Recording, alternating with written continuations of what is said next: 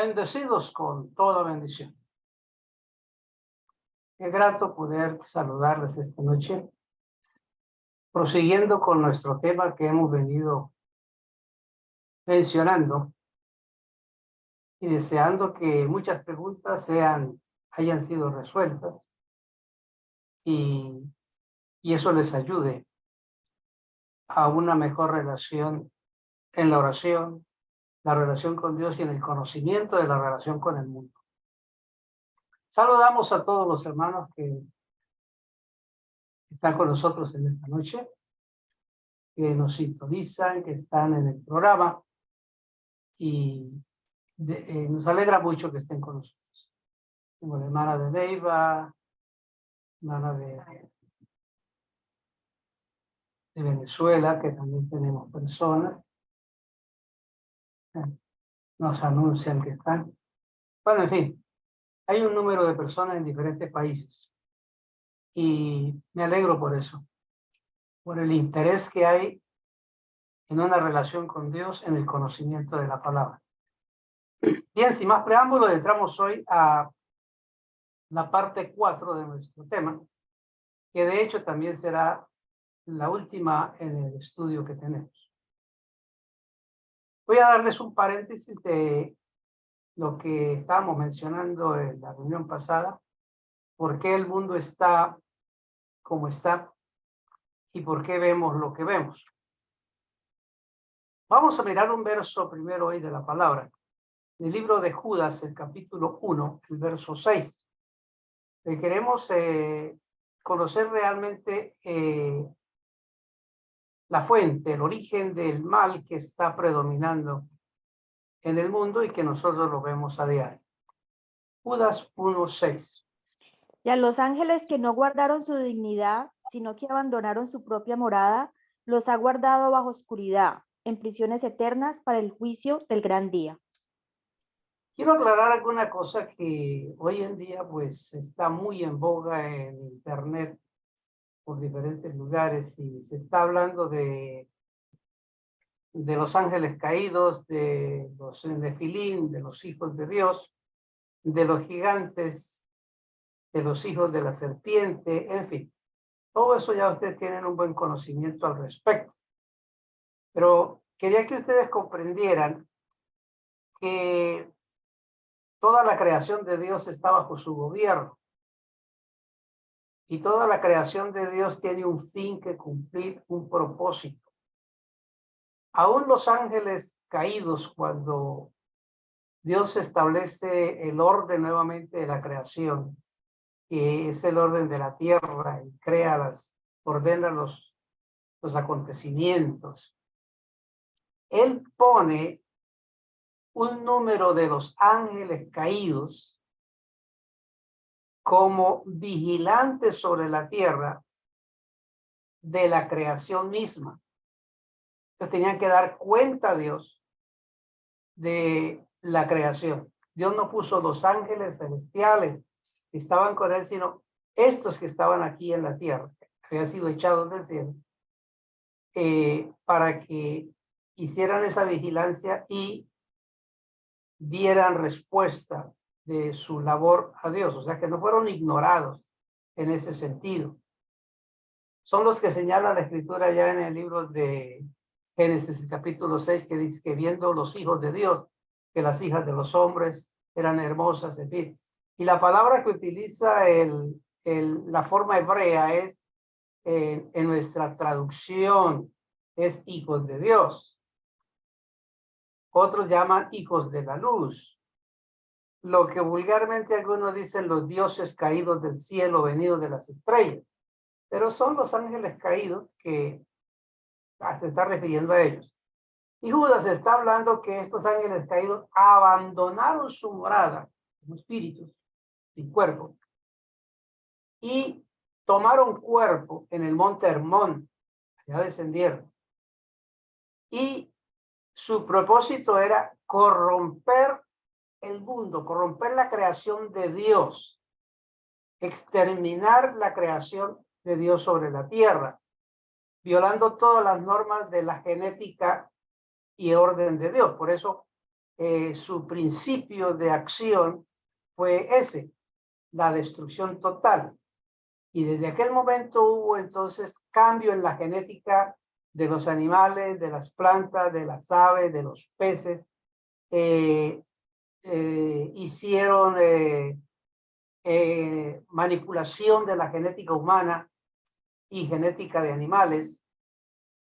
Es decir, como dijo el Señor, lo que sucedió allá es lo que estamos viendo hoy. Exactamente lo mismo.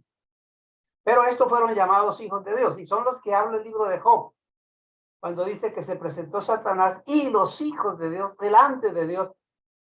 Estos son estos ángeles caídos. Estos que estaban en posición de vigilancia sobre las cosas de la tierra. Entonces, Judas 6, Judas 1:6, Génesis 6 como segunda de Pedro, capítulo 2, nos relata la rebelión de los vigilantes o ángeles caídos, que fueron los que abandonaron su morada espíritu en esa rebelión. Si alguien tiene el libro de Enoch, encontrará eso entre los capítulos 5, 6 y 7, cómo se relata Enoch a la historia, porque Enoch fue el profeta de Dios escogido para tratar con los ángeles caídos en su rebelión. Por eso lo narra en ese capítulo 5, 6 y 7 del libro de Enoch. Ahora bien, estos vigilantes que descendieron al monte Hermón, estos ángeles que bajaron allí para tomar esa decisión de tomar cuerpo y juntarse con las mujeres, de esa unión nacieron los nefilín, los que vinieron a ser los gigantes de aquel entonces.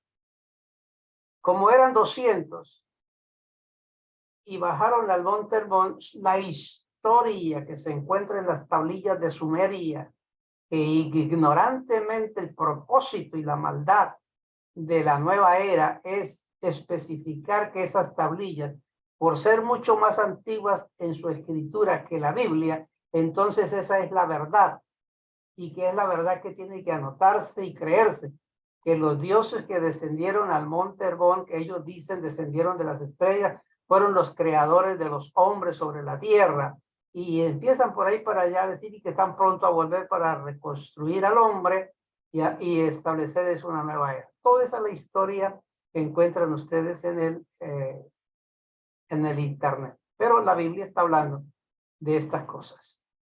Bajaron porque de las estrellas, Dios, es decir, fue el lugar que ellos habitaron. Si ustedes recuerdan el capítulo 14 de Isaías y el capítulo 28 del libro de Ezequiel, está mencionando que ellos querían habitar. Satanás quería establecer su reino en las estrellas y de hecho era su habitación. Cuando vinieron al monte Hermón, bajaron de las estrellas y se constituyeron dioses sobre la tierra. Pero ahora quiero que vean una cosa interesante. Eran 200. ¿Qué pasó por ser 200? Ellos se dividieron el mundo cada uno en una parte, de lo que vino a resultar que son los 200 países que hay en el mundo. Porque cada uno tomó una porción y son las 200 porciones que hay. Porque se las repartieron, el mundo se lo repartieron entre sí estos 200 ángeles. De esos 200 ellos constituyeron 20 principales de ellos para que gobernaran o fueran cabeza de decenas. Entonces, ustedes ven que esos 20 eran principales allá, pero son la misma tipología que tenemos hoy que se reúnen año por año, los 20 principales del mundo para decidir el control, gobierno económico de este mundo. Son 20. Es la misma historia. Nosotros, ya ustedes tienen que abrir los ojos y ver que estamos en medio de los ángeles caídos. Tienen que saber que estamos en medio de los hijos de la serpiente. Tienen que saber que lo que nos rodea generalmente son hijos de perdición. Los creyentes tienen que saber eso. Si no lo entiende, Se va a hacer 1000 preguntas de aquí para allá. ¿Por qué el mundo está así? ¿Por qué suceden muchas cosas? Ellos enseñaron los secretos de la ciencia del mal, pero no todos, porque la Escritura dice que solo se le confirió a los ángeles caídos una porción muy pequeña del misterio de la ciencia del mal. Y esa pequeña porción fue la que enseñaron a los hombres y es lo que hoy se está manifestando en el mundo. Todos los secretos que están escritos del lado oscuro en las estrellas, en el universo, no le fue revelado a ellos, solamente una porción muy pequeña, y fue la que compartieron a las mujeres y ahí para adelante a la humanidad. Bueno, entonces hay 2 ciencias en el mundo, 2 sabidurías, 2 simientes, 2 reinos. Pero tenemos el mundo natural y el mundo espiritual. Y el mundo natural está influenciado por las fuerzas del mal. Y el mundo espiritual es el mundo de Dios en el cual nosotros habitamos y vivimos. Pues bien, ellos propagaron la ciencia del mal, los hijos de la serpiente, los destinados a perdición. La humanidad en Sumeria y de resto fue enseñados por los ángeles caídos en lo que tiene que ver con el arte, la economía, la ganadería, las armas, la orfebrería, las pinturas, bueno, en fin, todo lo que es la tecnología y los avances científicos fueron enseñados por los ángeles caídos. Y esa semilla se propagó en el mundo. Ellos gobiernan la tecnología, la medicina, la economía, el gobierno, la religión, el paganismo, y ellos establecieron la deificación del hombre y ellos cuentan la historia según ellos. Y que la historia que nos contaron a nosotros en el colegio, de tantas cosas, en su mayor parte es una mentira, un engaño. Está contada de acuerdo a como los ángeles caídos la contaron, pero no conforme a la historia bíblica. Eso es diferente. Entonces, recuerde que hablando de la deificación, fue la propuesta que le hizo Satanás a la pareja en el Edén. Seréis como dioses. Hoy se está hablando de un abrir de los ojos y del entendimiento para llegar a ser como dioses. Es la misma historia que estamos hoy estableciendo. Vamos a mirar hoy, vamos a entrar ya de lleno. Esta era una abrebocas. Vamos a poner la siguiente imagen que quiero hoy mencionar sobre lo que es la mente y el verso que nosotros hablamos al principio, que el apóstol Pablo especificó cuando dice, con mi mente le sirvo a Dios y con mi cuerpo le sirvo a la ley del pecado. ¿Dónde reside la mente? Vamos a ver si tenemos esa imagen. Mientras tanto sale esa imagen, hagamos la pregunta. ¿Dónde reside la mente? ¿O dónde reside el espíritu? ¿Dónde reside el ángel? Bueno, reside en el cuerpo natural, este cuerpo físico que fue tomado del mundo. Vamos a mirar un verso en el libro de Filipenses capítulo 3, verso 21. Porque es que la mente gobierna el cuerpo y se expresa a través del cerebro. El cual transformará el cuerpo de la humillación nuestra para que sea semejante al cuerpo de la gloria suya, por el poder con el cual puede también sujetar a sí mismo todas las cosas. Tenemos una promesa. Y es la promesa de que este cuerpo, a pesar de que es un cuerpo redimido, comprado por el Señor y hecho templo y morada de Dios y del ángel, pertenece a Dios, pero es un cuerpo natural, es un cuerpo que no tiene promesa de heredar el reino. Este cuerpo es específicamente trazado para habitar en este mundo y tener una relación con un mundo material y natural.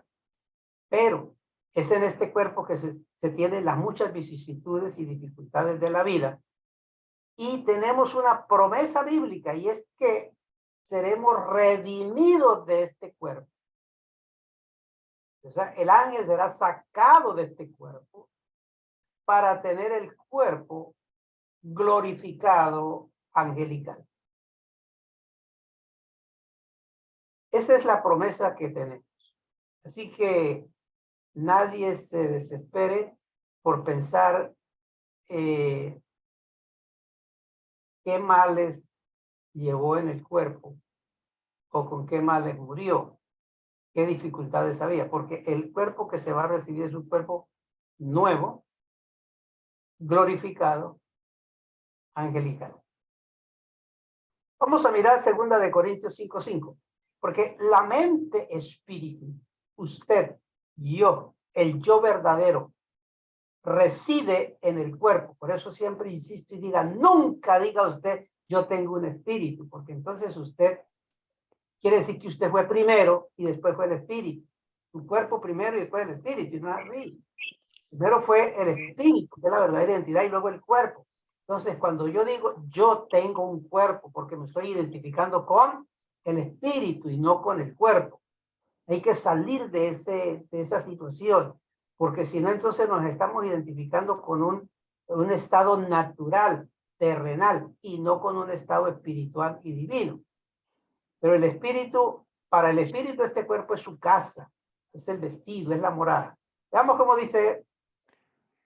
Mas el que nos hizo para esto mismo es Dios, quien nos ha dado las arras del Espíritu. Una promesa grande y gloriosa.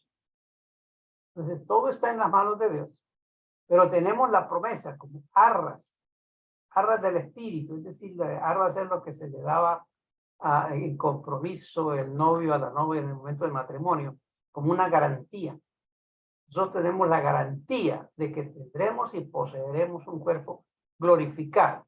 Pero en el 1 Corintios 6:19 tenemos el complemento al respecto de que nosotros fuimos hechos templo. Un templo es un lugar donde se adora a Dios, un lugar donde se honra a Dios, y un lugar donde supuestamente en la parte natural es un lugar donde Dios habita. También se le llama tabernáculo, porque el tabernáculo es un lugar escogido por Dios, mandado a hacer por Dios, para la morada de Él en medio de su pueblo. Como dice 1 Corintios 6:19. ¿O ignoráis que vuestro cuerpo es templo del Espíritu Santo, el cual está en vosotros, el cual tenéis de Dios y que no sois vuestros? No nos pertenecemos a nosotros mismos. Es solamente un grande error. Es desconocimiento de la verdad. Y cuando hay rebeldía, pues es una palabra diabólica. Cuando alguien dice, esta es mi vida y yo hago con mi vida lo que yo quiero. Es un absurdo, porque no nos pertenecemos a nosotros. Pertenece este cuerpo a Dios, todos pertenecemos a Dios, así que todo lo que se diga al respecto es un error gravísimo, en gran manera.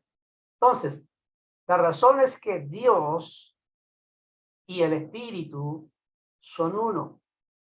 Entonces, este cuerpo es el templo de Dios, donde el Espíritu ora y sirve a Dios, que es lo que dice Pablo. Con mi mente, con mi espíritu, con mi yo, con mi hombre interior, le sirvo a Dios, y con el cuerpo de carne me relaciono con la ley del pecado, de todo lo que nos rodea es sencillamente influencia de la ley del pecado. Romanos 7:25 expresa esa realidad. El apóstol dijo, sirvo a Dios con mi mente, un verso que ha sido, como siempre, hay personas que tergiversan la palabra, y este es un verso muy tergiversado dentro de los creyentes. Romanos 7:25. Gracias doy a Dios por Yahshua, Señor nuestro. Así que yo mismo con la mente sirvo a la ley de Dios, mas con la carne a la ley del pecado. Alguien me dijo una vez, apóstol, ¿por qué nos predica tanto la santidad? Si el mismo apóstol Pablo, él dijo que con el pensamiento le servía a Dios y que este cuerpo era para servir al pecado. Y era porque a él le gustaba la borrachera, la fornicación y el adulterio. Entonces él pensaba que Pablo estaba diciendo así. Siempre hay gente que tergiversa la palabra. Lo que Pablo está diciendo abiertamente es, yo me puedo relacionar con Dios es con mi espíritu, no con mi cuerpo. Con mi cuerpo me relaciono con este mundo. Es mi relación con mi esposa, con mis hijos, con la naturaleza del mundo y con todos los negocios de esta vida. Es mi relación, el cuerpo. Pero es mi espíritu el que tiene la relación con Dios. Por lo tanto, la idea tampoco de servir a Dios con mi mente, es decir, yo pienso en Dios todos los días. Eso es un absurdo. Eso es desconocimiento total de la verdad de Dios. Cuando el apóstol Pablo dijo, le sirvo a Dios con mi mente, está diciendo lo que ya les he explicado todos estos días. La mente es el espíritu, no es un pensamiento. La mente es el espíritu, es la entidad, es el hombre perfecto, es el hombre interior, es lo que emanó de Dios. Con eso es que yo le sirvo a Dios. Pero servirle a Dios no es pensar en Él. Servir a Dios, rendirse a Dios, entregarse a Dios y ser manejado por la voluntad perfecta de Dios. Eso es lo que es servir a Dios con la mente. Y el cuerpo, pues, está para la relación con este mundo, gobernado por el espíritu a través del cerebro. Así que la mente se expresa por el cerebro. Se expresa de muchas maneras, incluyendo el estado de conciencia, que es el conocimiento experimentado como una realidad. La memoria,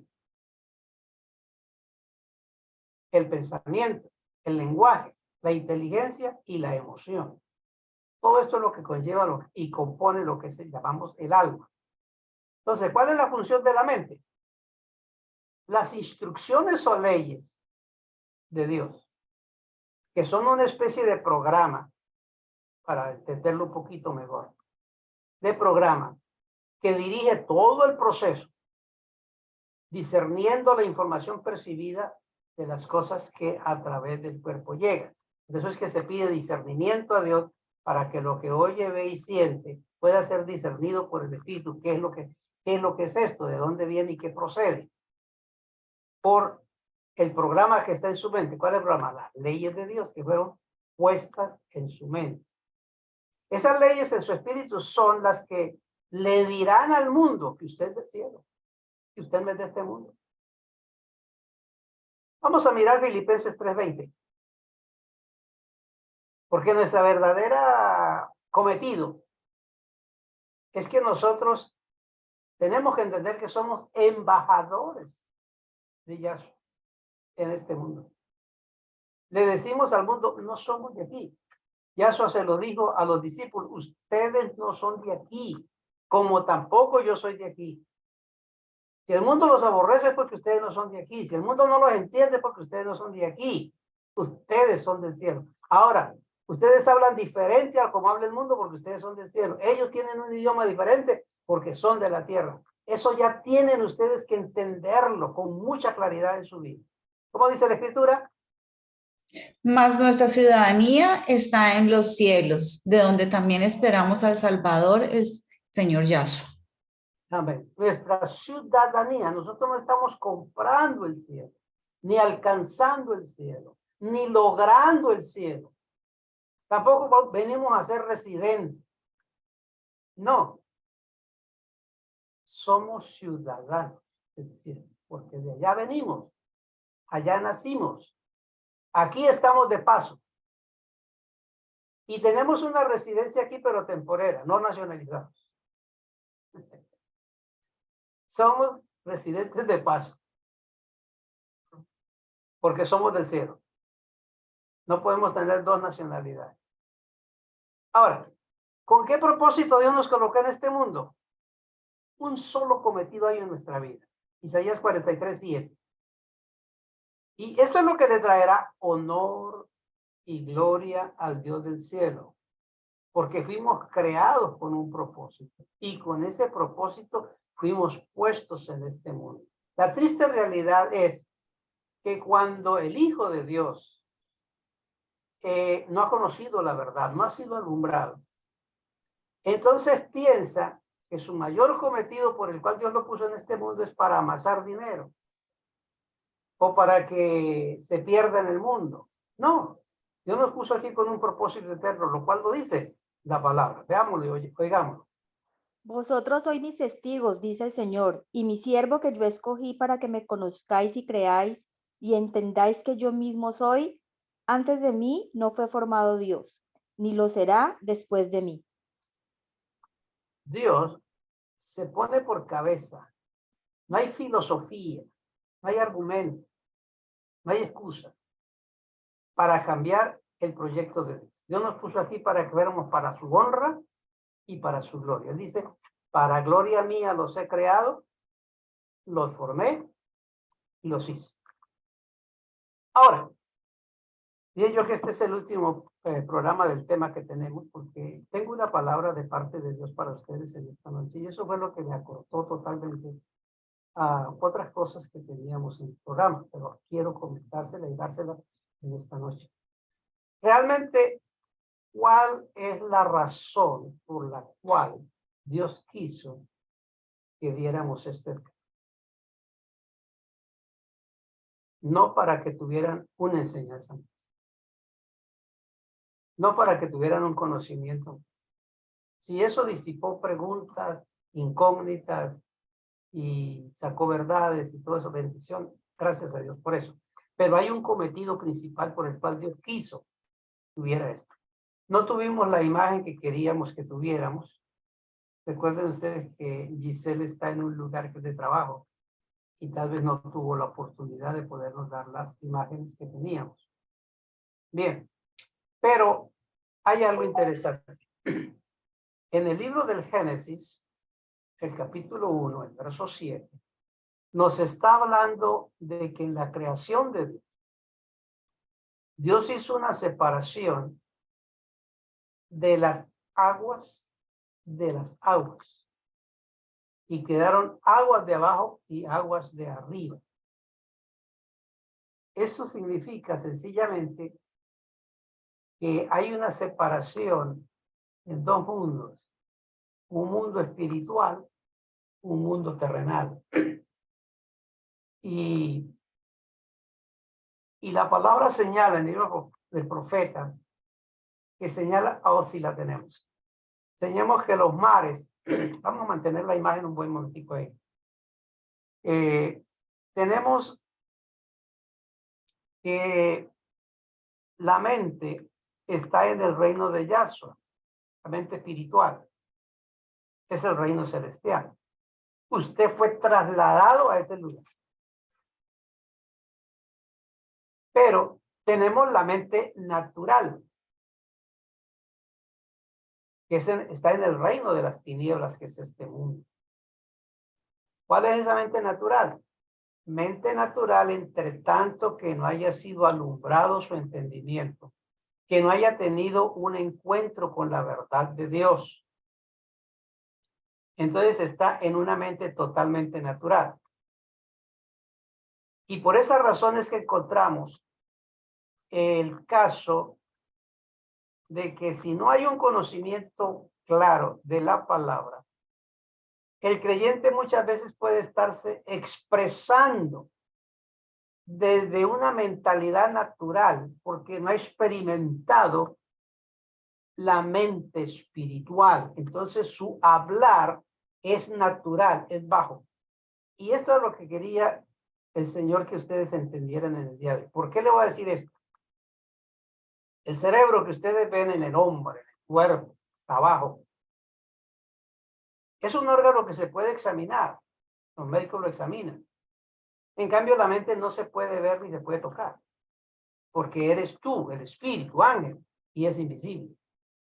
Entonces, la mente que usted ve arriba, que es el ángel, gobierna el cerebro, y a través del cerebro gobierna el cuerpo y sus funciones. Por eso es que es tan importante la palabra cuando dice renovaos en el espíritu de vuestra mente, porque cuando usted se renueva, cambia la manera de pensar y cambia todo el proceso que hay en el cuerpo de inclinación hacia el mal. Entonces debemos vestirnos de ese conocimiento de Dios, como lo señala Colosenses 3:10. Y eso es precisamente el llamado de Dios. Revestirnos, vestirnos del nuevo hombre. Aquí abajo, en el mundo natural, Nos vestimos de la filosofía, del conocimiento, de las experiencias, de la tecnología, de lo que se aprende en el colegio, en la universidad y las carreras y todo eso. Y eso es lo que forma al hombre natural en este mundo del cual muchos se glorían y se endiosan. Pero la verdad real es que todo eso va a desaparecer. La carrera desaparece, el conocimiento desaparece, todo se va, se acaba. Pero el revestimiento del hombre interior, la mente, espíritu, ese permanece para siempre. Mire cómo dice Colosenses 3:10. Y revestido del nuevo, el cual conforme a la imagen del que lo creó, se va renovando hasta el conocimiento pleno. Conocimiento pleno. No hay titubeo, no hay duda, no hay inseguridad, no hay incertidumbre. Es automático que genera en este mundo una vida totalmente espiritual. ¿Qué es lo que se guarda en la mente? Bueno, primeramente está el recuerdo de nuestro origen, que se olvidó con la pérdida de identidad. Pero es de vuelta por el conocimiento de la enseñanza de la gracia de Dios. También guardamos experiencias, sentimientos, emociones, pensamientos y en general la información que almacenamos desde nuestra niñez. Ahora, cuando viene el alumbramiento a la mente, espíritu, cuando Dios tiene un toque con la mente, que le da luz, que dice Pablo, yo oro para que se le alumbren los ojos, quiere decir que el espíritu sea alumbrado, para que no hablemos tantas bobadas, para que nos salgamos de el intelecto humano y entremos en el intelecto divino, es lo que está diciendo el apóstol Pablo. Entonces, el llamado es a deshacernos de todo aquello que no honra a Dios y que nos hace daño, que es lo que nos lleva a buscar una conciencia limpia. La amargura y el resentimiento, ustedes saben que impiden alcanzar la gracia de Dios. Hebreos 12:15 es muy claro en eso, hay que prestarle atención, mucha atención a este verso que Dios nos está hablando, porque eso, si no le pone cuidado, si usted no lo practica, si usted tiene una dificultad señalada o evidenciada por lo que dice la palabra en este verso, y no la arregla, pues usted lo que está es defendiendo su mente natural y siempre quiere vivir una vida natural sin vivir la vida espiritual. ¿Cómo dice la palabra? Mirad bien, no sea que alguno deje de alcanzar la gracia de Dios, que brotando alguna raíz de amargura os estorbe y por ella muchos sean contaminados. Raíz de amargura.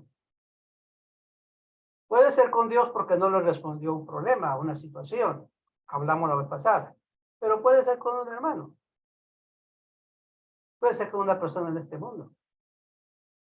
Yo no visito su casa porque tengo una raíz de amargura. Tengo un resentimiento.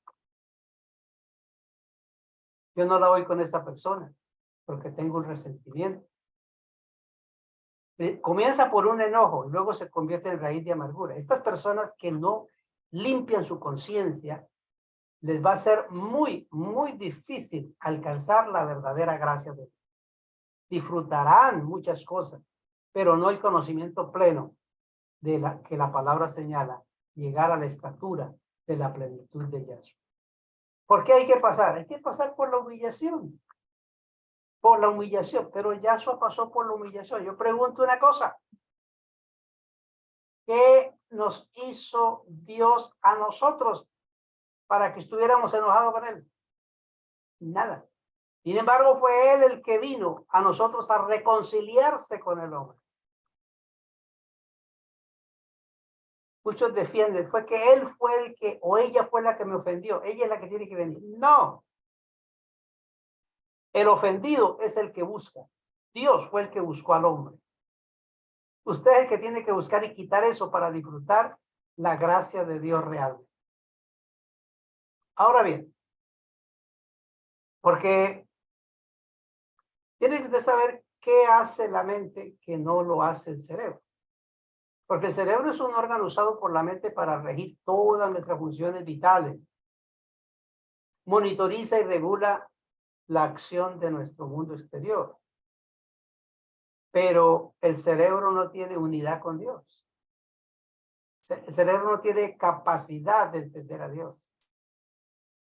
Toda la teología se mete en el cerebro, pero el conocimiento de Dios está en el espíritu. Es diferente. La mente espíritu tiene su inclinación hacia Dios,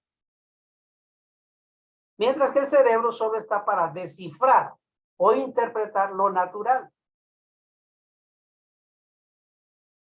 Por eso, cuando se usa el cerebro para entender las escrituras, nunca las va a entender. Habrá un velo puesto, como dice la palabra. Pablo le dice a los creyentes y a la gente le dice, aún les queda un velo puesto sobre sus ojos como el velo de Moisés. Y el velo será quitado cuando se conviertan. ¿Se conviertan en qué? Se conviertan en verdaderos creyentes rendidos a Dios. Entonces, el espíritu ejerce una influencia directa en nuestros actos conscientes en este mundo.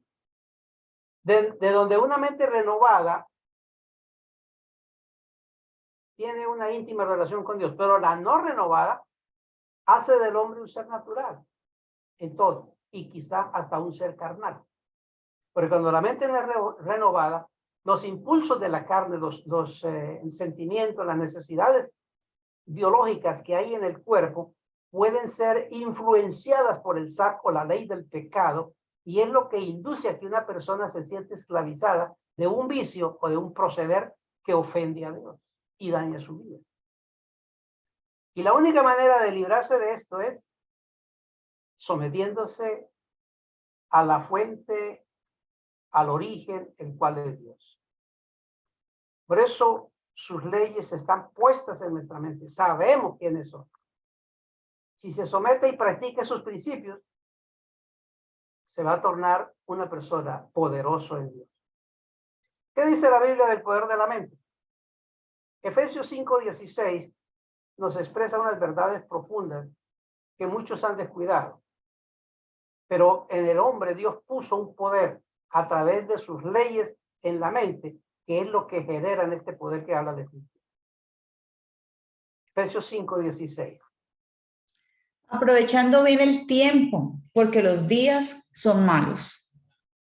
Ahora, ¿cuál es el poder de la mente? El tiempo ya lo estamos mostrando. El pastor hace un momento. Lo mencionamos ahora al rato con los ángeles caídos y lo que nos rodea. El tiempo es malísimo. Pero, ¿cuál es el poder de la mente? Bueno, tiene el poder de sanarse por el pensar y la confesión. Tiene capacidad de producir vida o muerte. Cuando el Señor dijo, os he puesto delante de la vida y la muerte, está hablando de esto que estamos mencionando aquí. Entonces, el poder de la mente divina es tan infinito como desconocido. El tiempo al que hemos, escúchame bien esto, el tiempo al que hemos llegado, este momento que estamos viviendo, es para usar la mente espiritual. Porque la mente natural solo depende del esfuerzo, de las capacidades, de los recursos naturales. Porque la mente natural solo ve lo que está delante de sus ojos.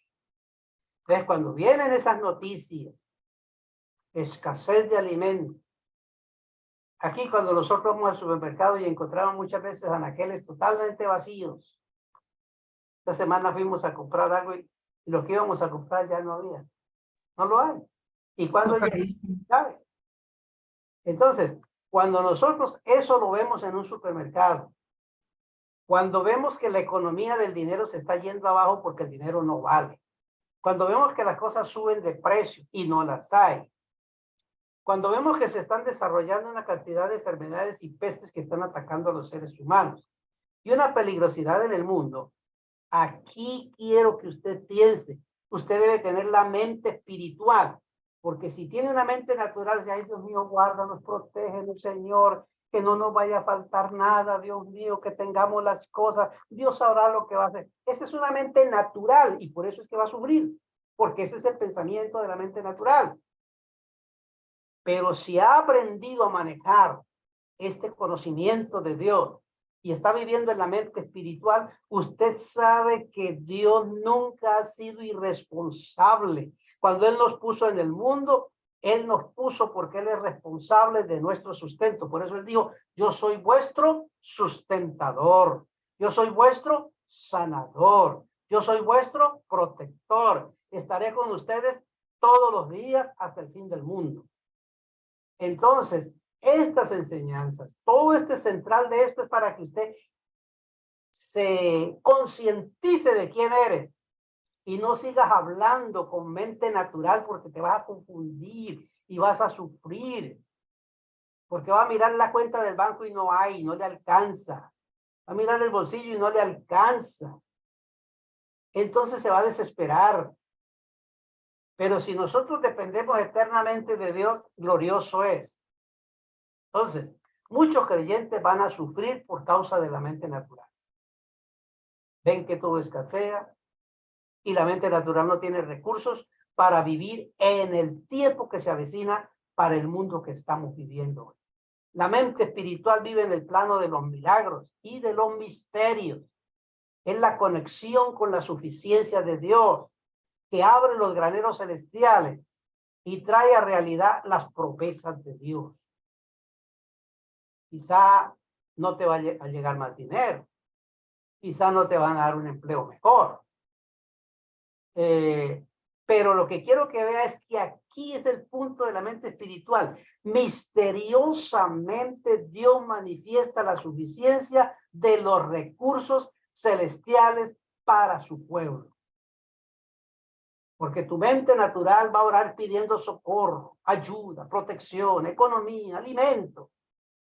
Mientras que tu mente espiritual lo que va a hacer es adorar, disfrutar la presencia de Dios, sabiendo que Dios es responsable de nuestra vida. Lo que Dios vaya a hacer está fuera de nuestro entendimiento. Esta es la palabra que Dios quería que ustedes escucharan. Quiero que la sepan vivir, la sepan entender. Déjame mostrarle algo importante. Cuando Dios sacó a Israel de Egipto, siempre existió el peligro de que se devuelvan, porque por el camino la gente piensa que es mejor. Pero Dios los sacó por una abertura donde había montaña a la derecha, montaña hacia la izquierda. Y para que no pensaran en devolverse, les puso el ejército de los egipcios detrás. Y para que no se desbocaran, les puso el mar adelante. Quiere decir que los metió en una encrucijada. Eso dio oportunidad para que los hijos de perdición se levantaran y dijeran, Moisés nos trajo aquí para matarnos. ¿Dónde está el Dios? ¿Dónde está? Y empezó la revuelta más grande de toda la historia. Eso iba a sacar a flote los que eran y los que no eran, los que se iban a quedar. Pero siempre hubo un pueblo que confiaba en lo que Moisés decía. Moisés dijo, estén quietos y Dios mostrará la salvación.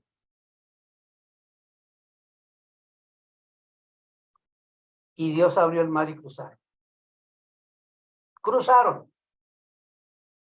Cuando cruzaron el mar, Dios cerró el mar, diciéndoles para atrás ni para mirar, porque no hay por dónde devolver. Tienen que seguir hacia adelante. Y el camino, no lo conocen, porque los caminos los conocía era Moisés. Israel veía las obras de Dios. Apartarse del campamento, peligroso, porque estaban las tribus enemigas que podían destruirlos. Salir sin alimentos, fatal, era morirse en el desierto. Ni agua, ni alimentos, nada. O sea, Dios nos metió en un lugar donde estaba totalmente una sola alternativa les quedaba. Confiar en Dios. Amados, si usted se encuentra en un momento en que esté en una encrucijada, que no hay salida, es porque Dios está ahí. Él quiere mostrarle que Él es el suficiente, todopoderoso para tu vida. Lo que tienes es que confiar en Él. Y el momento que se está viniendo es ese, donde no hay salida. ¿Cómo limpiar entonces tu mente? Practicando la meditación de la palabra, la lectura de la palabra y la obediencia de la palabra.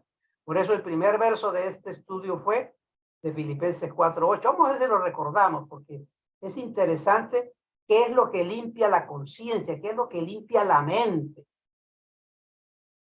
Hay que aprender a consultar a Dios, como lo hacía Moisés, en cada circunstancia. Filipenses 4:8, ¿cómo nos dice? Por lo demás, hermanos, todo lo que es verdadero, todo lo honesto, todo lo justo, todo lo puro, todo lo amable, todo lo que es de buen nombre, si hay virtud alguna, si hay algo digno de alabanza, en esto pensad. Eso. Usted practica eso, va a tener una conciencia limpia. Si tiene una conciencia limpia, el mal que está en tu carne no lo va a influenciar para desesperarlo y confundir.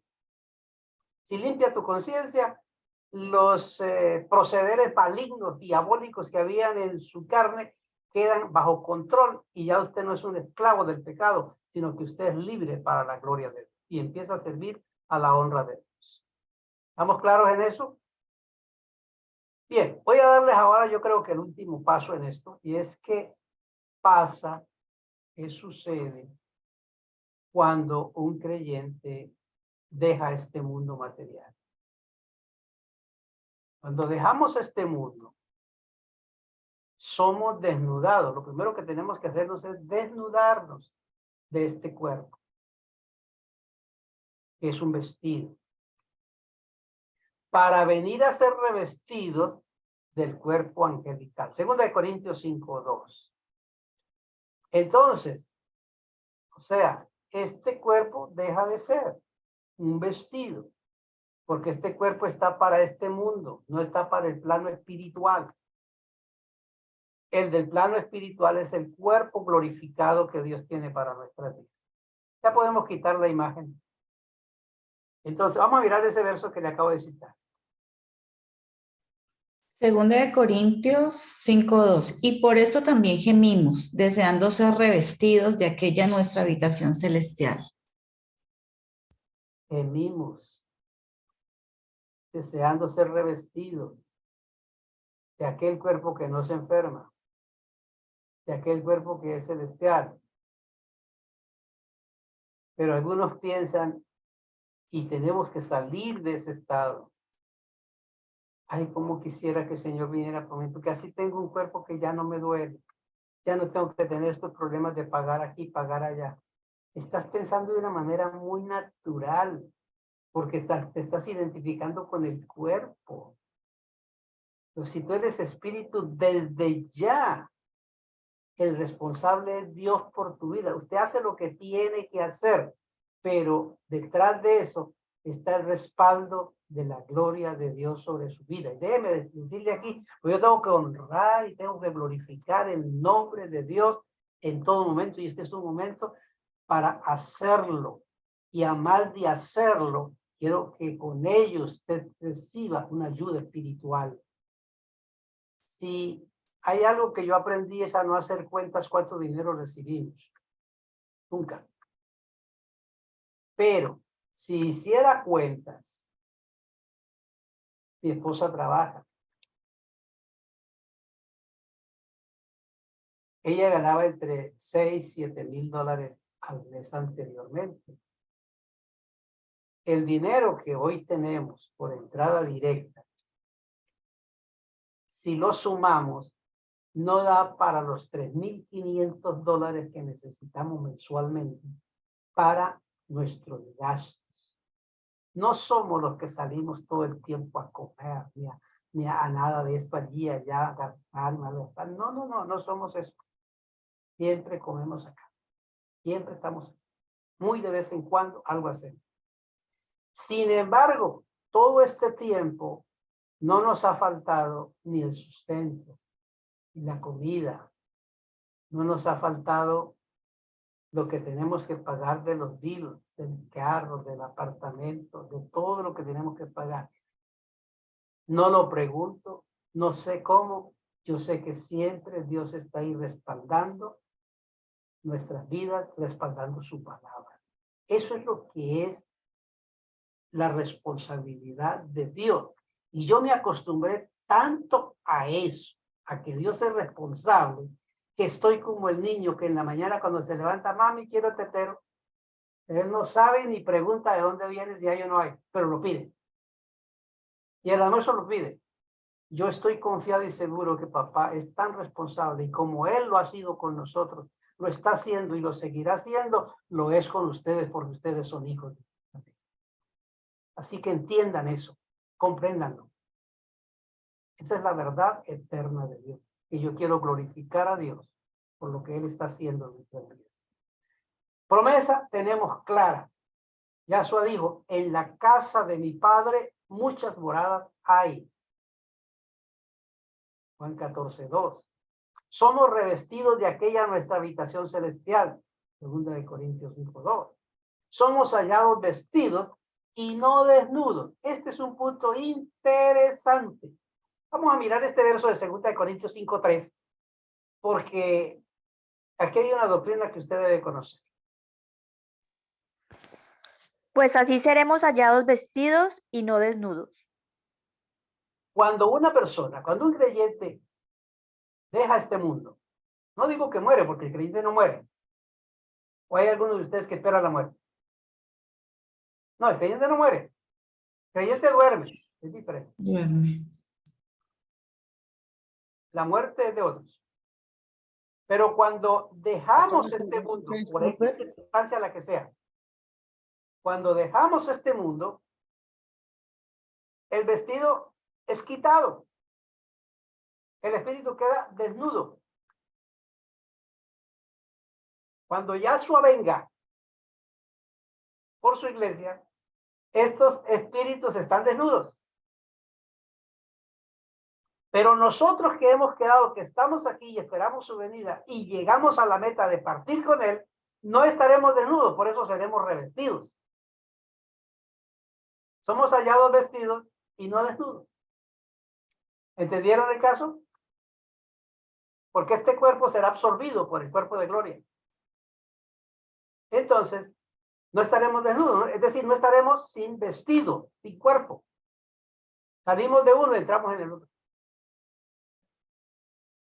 Y lo más glorioso de esta palabra es que dice que el nuevo cuerpo será glorificado, cuerpo angelical, más que el cuerpo angelical que tienen los ángeles ahora, porque es un cuerpo glorificado, que tiene alma, conciencia, emociones y voluntad rendidos, santificados para Dios, ganados para Dios. Y en Primera de Juan hay un verso que me llama la atención en gran manera. Quiero que lo leamos. Primera de Juan capítulo 3, versos 2 y 3. Es interesante. Dice. Primera de Juan capítulo 3, versos, perdón, apóstol, 1-3. Primera de Juan 3, versos 2 y 3. Amados, ahora somos hijos de Dios y aún no se ha manifestado lo que hemos de ser, pero sabemos que cuando Él se manifieste, seremos semejantes a Él, porque le veremos tal como Él es. Y todo aquel que tiene esta esperanza en Él, se purifica a sí mismo, así como Él es puro. ¿Cuál es la tarea nuestra? Esa. Lean ese verso, vívanlo, disfrútenlo, que el momento que esperamos es un momento de gloria. Bendecidos con toda bendición, hemos terminado con el estudio de la mente y tenemos algunos minutos para algunas preguntas si las hay, pero cortamos ahí la enseñanza.